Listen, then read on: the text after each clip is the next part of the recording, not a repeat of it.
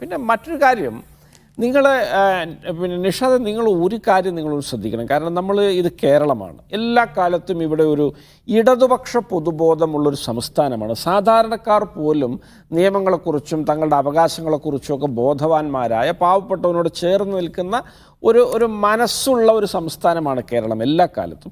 ഇവിടുത്തെ ഇടതുപക്ഷ പൊതുബോധം ഇന്ന് നയിക്കുന്നത് ആരാന്ന് ചോദിച്ചാൽ, ഒരർത്ഥത്തിൽ രാഹുൽ ഗാന്ധിയാണ് കേരളത്തിലെയും ഇന്ത്യയിലെയും ഒക്കെ സാധാരണക്കാരൻ്റെ പൊതുബോധത്തെ സ്വാധീനിക്കുന്ന ഇന്നത്തെ നേതാവ്. ഒരു കോർപ്പറേറ്റ് നവ ലിബറൽ ആശയങ്ങൾക്കും ചൂഷണങ്ങൾക്കും മാമാങ്കങ്ങൾക്കും ഒക്കെ എതിരായി ശബ്ദിക്കുകയും പ്രവർത്തിക്കുകയും പെരുമാറുകയും ചെയ്യുന്ന സ്ഥായിയായ നിലപാടുള്ള ഒരു നേതാവായിട്ട് രാഹുൽ ഗാന്ധി മാറിയിരിക്കുന്നു.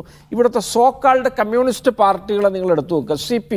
സി പി എമ്മിൻ്റെ മുഖ്യമന്ത്രിയായ പിണറായി വിജയനെ ആരെങ്കിലും ഒരു കോർപ്പറേറ്റ് ലിബറൽ നയങ്ങൾക്കെതിരായിട്ട് അങ്ങനെ ഒരു നായകസ്ഥാനത്ത് ഏതെങ്കിലും ഒരു ഇടത് പൊതുബോധം ഇന്ന് പ്രതിഷ്ഠിക്കുന്നുണ്ടോ?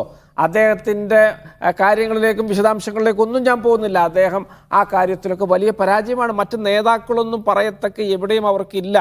സീതാറാം യെച്ചൂരിയെ പോലുള്ള നേതാക്കളൊക്കെ രാഹുൽ ഗാന്ധിയിൽ അത്തരമൊരു പരിവേഷം കണ്ടെത്താനും അതിൻ്റെ കൈക്കുറ്റപ്പാടുകൾ തീർക്കാനുള്ള ഉപദേശക റോളിലും സഹായക രാഷ്ട്രീയ പിന്തുണയിലൊക്കെയാണ് അവരൊക്കെ മുന്നോട്ട് പോകുന്നത്. കാരണം രാഹുൽ ഗാന്ധിയുടെ അത്തരത്തിലുള്ളൊരു പരിവേഷം ഈ രാജ്യത്തെ ഒരു സാമൂഹ്യ ഇടതു പൊതുബോധം അംഗീകരിച്ച് കഴിഞ്ഞിട്ടുണ്ട്. കേരളത്തിലും അതിന് വലിയ പ്രതിഫലനങ്ങളുണ്ട്. ഞങ്ങൾക്ക് ആ രാഷ്ട്രീയത്തിൽ വലിയ വിശ്വാസമുണ്ട്. കോൺഗ്രസിനെ സംബന്ധിച്ചിടത്തോളം ഇവിടുത്തെ BJPയോ CPMോ പ്രവർത്തിക്കും പോലെ എല്ലാ പഴുതുമടച്ച് ഇരുമ്പറക്കുള്ളിലൊന്നും കോൺഗ്രസ്സിന് പ്രവർത്തിക്കാൻ കഴിയില്ല.